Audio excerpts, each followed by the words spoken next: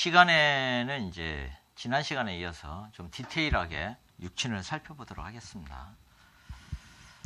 먼저 이제 우리가 이제 갑이라는 오행을 기준으로 그걸 논해 보면 이제 비견은 갑이 비견이 되는 거고 지지로는 인이 비견이 되는 거죠. 그리고 이제 겁재는 을이 비견이 되고 음양이 다른 것. 이제 묘가 겁재가 되는데 이제 내 재물을 뺏는다 이거예요. 그리고 이제 어깨를 나란히 했다. 어깨를 나란히 했다는 의미로 쓰일 때는 이런 상황입니다. 그러니까 목을 통해서 갑이라는 기운을 통해서 그거를 의미를 해석을 해보면 이런 거죠.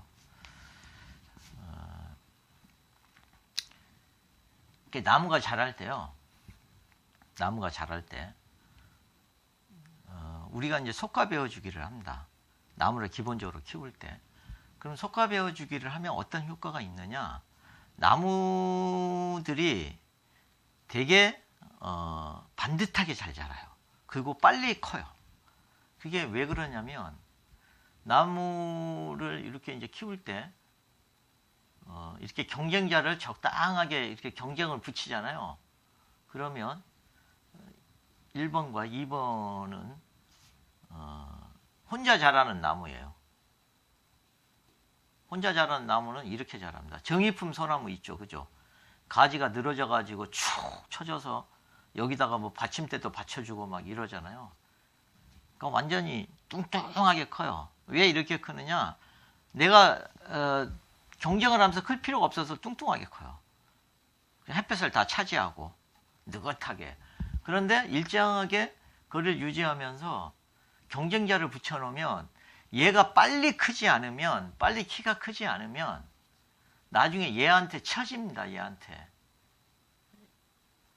그러니까 한 해가 이렇게 커가지고 거목이 될 때, 거목이 됐는데 얘는 조그만 나무를 이렇게 자랐다 그러면 여기서부터는 이제 그늘이 져요. 그러니까 이게 이제 경쟁에 뒤떨어서 죽죠. 이러지 않으려면 얘가 엄청 빡세게 커야 돼요. 부지런히 막. 그래서 얘도 위로 크고 얘도 위로 큽니다. 근데 얘는 위로 클 필요가 없죠. 정이 이쁜 소나무는. 누가 내 햇볕 뺏어가는 것도 아니고 내 땅 뺏어가는 것도 아니잖아요. 그죠? 그러니까 완전 돼지처럼 크는 거예요. 그거 많이 보셨죠? 그죠? 그게 그냥 늘어진 나무가 멋있다고만 보지 마시고 나무의 어떤 생태적인 변화를 이해하면서 보세요. 그럴 때는 이 비견이 되게 좋은 형태의 경쟁자가 되는 겁니다. 그래서 협동정신이 있고 서로 어깨를 나란히 하면서 서로 발전적인, 그래서 경쟁이 강한 명식이다. 뭐 식관론에서 이런 식으로 보는데 강한 명식이 된 이유가 이것 때문에 그렇습니다. 근데 반드시 그렇지가 않아요. 또 이거는 일정한 거리가 확보됐을 때 이야기고, 확보가 되지 않으면 그럼 어떻게 되느냐?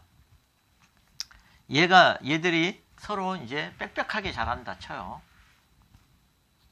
이런 환경에서 얘들이 이렇게 빽빽하게 자라면 이 둘 다가 햇볕을 놓고 서로 못 커요. 잘. 그래서 고만고만하게 자라는 거예요. 고만고만하게. 그래서 속가 베어주기가 뭐예요? 서로 일정한 거리를 확보해서 땅과 햇볕을 확보해 주는 거잖아요. 그래야만 큰 나무가 되는 거니까. 그래서 이런 상태가 될 때는 서로 뺏는 관계가 돼요. 비견이라도 서로 뺏는 관계가 되죠. 햇볕을 놓고 다퉈야 되고 땅을 놓고 다퉈야 되고 물을 놓고 다퉈야 되고 다 다퉈야 돼요. 이게. 그래서 비견이 어쩔 때는 좋은 역할도 하지만 어쩔 때 나쁜 역할도 해요. 인목 같은 경우는 고등뿌리예요. 고등뿌리. 고등뿌리이기 때문에 어떤 속성이 있겠어요. 고등뿌리니까. 벌써 갑목이 인이라는 고등뿌리가 있으니까 나무가 깊이 뿌리를 내렸겠죠. 이거를 인목과 갑목은 완전히 다른 형태로 존재를 하는 겁니다. 근데 사주를 똑같은 비견으로 해석을 하는 거예요. 오류가 많이 나올 수밖에 없어요.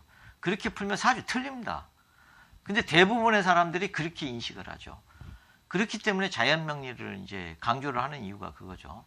자연에서 그냥 보라는 겁니다. 그럼 자연에는 다른 형태로 존재를 해요. 다른 형태로 역할을 해요. 근데 이게 이제 고등뿌리니까 간목은 든든한 의지처가 되죠. 그죠? 그게 의지처가 되고 또 내가 흔들리지 않을 수 있는 나의 소신과 주관을 이렇게 갖도록 도와주는 그런 역할을 할 수 있는 거죠. 그러니까 이제 이렇게 되면은 간목이 쉽게 뿌리가 뽑히지 않는 거죠. 그죠? 그래서 경쟁자가 될 때는 뺏기는 경쟁자일 때 되게 주변 사람들 때문에 시달려요. 같은 비견이라도. 그리고 이런 상태가 될 때는 그 고집 같은 것도 이게 똥고집, 외고집이 생기는 거죠. 이게. 그리고 좋은 친구 관계를 형성 못하죠. 이거는 어깨를 나란히 한 게 아니라 어깨가 부딪히는 거예요. 지금 어깨가 부딪혀서 서로 못 달려요. 근데 일정한 거리를 두고 달리면 어깨를 나란히 하면서 더 그 독주를 하면 속도가 안 나온다고 그런 거 나오죠. 그죠? 신기록 갱신하기 힘들다고. 근데 옆에서 한 사람이 아주 근소한 차를 따라 붙으면 신기록이 나오잖아요. 그런 거는 이제 똑같이 이해를 하시면 됩니다. 그래서 긍정적일 때 호영호재를 하고 대인관계도 좋고 좋은 친구를 많이 두는 거지만 이런 상태에서 나쁜 친구를 많이 둔 거고 항상 뺏기는 아픔을 당하게 이제 되는 거예요. 거기에 이제 겁재, 을묘. 겁재는 겁재를 보시면 겁재가 이제 어떻게 되겠어요? 얘는 잔가지와 같죠, 그죠? 을목은 잔가지와 같고 또는 잡초와 같은 속성이 있어요. 물론 묘는 이제 겹불이죠. 명리하는 사람들이 이런 거 하나를 생각을 안 하면서 사주를 풉니다. 이런 공부조차를 안 해요. 그러면서 고서만 들여다봐요. 그러니까 사주가 안 늘어. 갑을도 잘 몰라. 그러면서 다 아는 것처럼 또 얘기를 해요. 그러니까 이제 명리 공부가 이제 한계에 부딪히죠, 잘.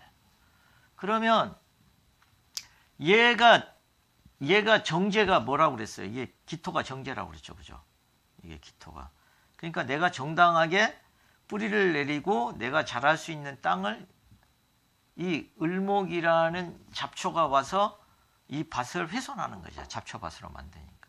그러니까 내 것을 뺏기는 아픔이 생기는 거죠, 그죠? 그러니까 항상 도둑과 같은 역할을 하고 내 거를 뺏기는 역할을 하고 또 을이면은 집안 사람의 속성도 있다고 그랬잖아요. 그러니까 집안 사람이 항상 내 재물을 뺏어가는 그런 역할도 하고 그러다 보니까 의심이 많아져요.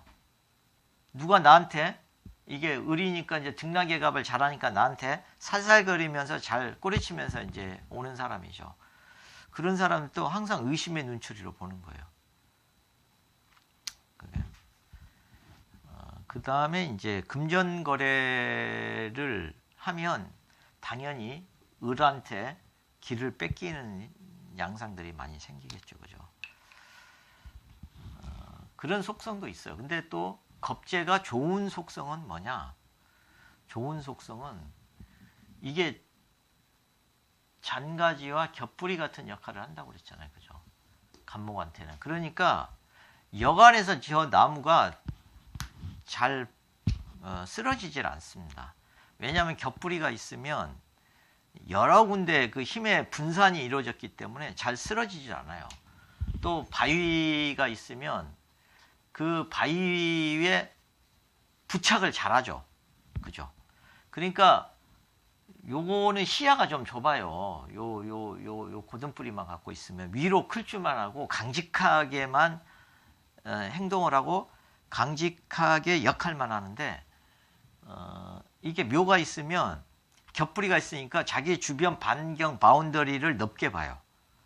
그리고 옆으로 요때가 되면 옆으로 자라요, 갑이. 그러니까 좀 도둑근성도 있는 거죠, 그죠? 이렇게 땅을 영역을 더 옆으로 넓히려고 하니까. 그러니까 이제 뺏으려는 속성도 있어요. 그러니까 겁재가 있으면 내가 뺏기는 것도 되지만 내가 뺏으려는 속성도 생겨요. 그래서 넓은 환경을 쳐다보면서 강한 바위를 만나면은 묘목을 통해서 겁재 묘목을 통해서 그 바위하고 같이 타협을 해서 적절하게 나중에 태풍이 불어도 내가 쓰러지지 않는 그런 환경으로 만들어가는 그런 요령과 수단과 눈치와 어려움을 극복하는 능력 이런 것들이 생기는 거죠. 그러니까 이거에 비해서 이게 훨씬 다양한 수단을 갖고 있어요. 이게 오히려 어려운 환경에서 극복을 잘할 수 있는 그런 깡도 세고 이제 그런 속성이 기본적으로 여기에는 깔려 있습니다. 나중에 이제 이게 편관이 경금이고, 그죠? 이 편관이 이제 경금이 되죠, 그죠? 이게 이제 신금이 되는데. 그러니까 요 편관 경금이 강하게 나를 치는 때가 오면 요 을목을 이용해서 이렇게 그걸 이제 양일합살이라고 그러는데 얘한테 미리 을목이라는 미인계를 써서 을경합으로 연애를 하게 하는 거예요. 마치